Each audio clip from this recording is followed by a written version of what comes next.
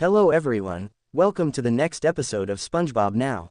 Today, I will be talking about SB-129 and karate choppers. First, I'm going to talk about SB-129. Enjoy. Early one Sunday morning, Squidward goes to his window to play his clarinet. However, SpongeBob's alarm clock goes off at the same time, jamming Squidward's clarinet in his throat. SpongeBob asks Squidward if he'd like to go jellyfishing, but Squidward's voice is muffled thanks to the clarinet. He takes Squidward's squeals of protest as a yes. After dislodging the clarinet from his throat, Squidward finds SpongeBob and Patrick waiting for him. When he refuses to come out, Patrick realizes he doesn't want to play with them, but SpongeBob believes it is because he is still preparing to play with them and so repeatedly asks him if he is ready. Squidward asks SpongeBob why he is not at work, to which SpongeBob replies that the Krusty Krab is closed on Sundays. Squidward tells them to wait for him, closes the door, then sneaks out the back and heads for the Krusty Krab in the hopes of getting away from SpongeBob and Patrick. He finds it is indeed deserted, but SpongeBob and Patrick soon arrive calling for Squidward. He runs to the kitchen and hides in the storage freezer. When SpongeBob and Patrick cannot find him, they assume he is already at Jellyfish Fields and leave. Squidward tries to exit the freezer only to find that the door is locked, but he assures himself that someone will find him soon enough. Squidward stays stuck in the freezer for the next 2,000 years, frozen in a block of ice. Suddenly, the door's rusted hinges finally give way and Squidward falls to the floor. Spongetron, a robotic descendant of SpongeBob, sees the frozen cephalopod and thaws him out. Squidward is shocked to discover that he is in the future and begs for a way to get back to his own time. In response, Spongetron directs him to a time machine.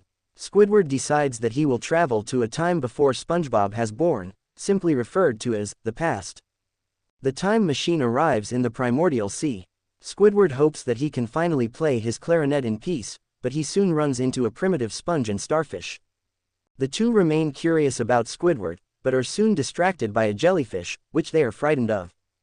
Taking his chance to get away, Squidward tries to play once more but is constantly interrupted by the screams of the primitives, who are zapping themselves with the jellyfish. Squidward has them tear pieces off their loincloths and proceeds to fashion jellyfish nets for them.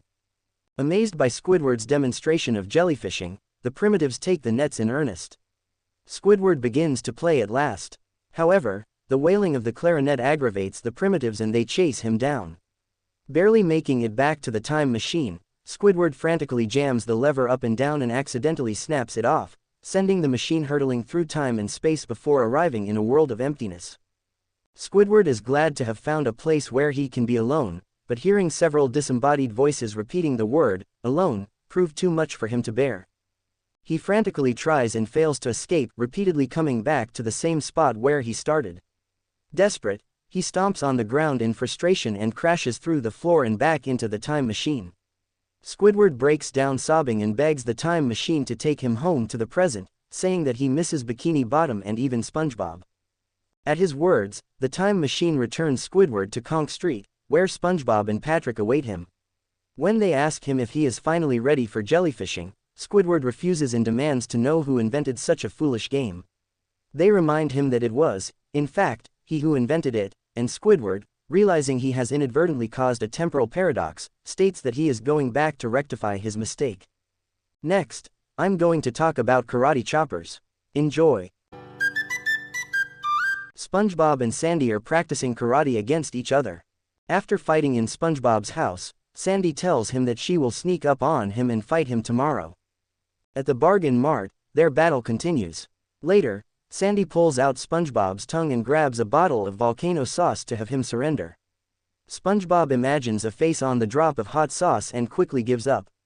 At the Krusty Krab the next day, SpongeBob thinks anyone or anything can be Sandy, so he is cautious and does not work much.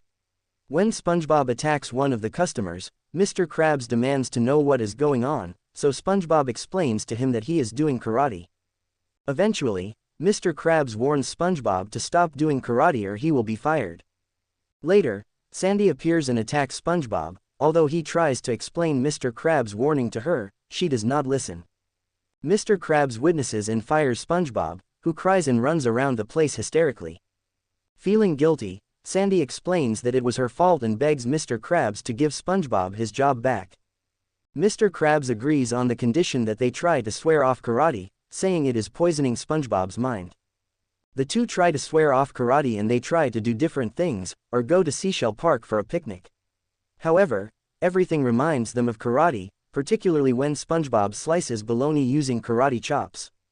They eventually can't resist the urge and slice up all kinds of ingredients and make several sandwiches in the process. They eventually take up karate again and have a great deal of fun.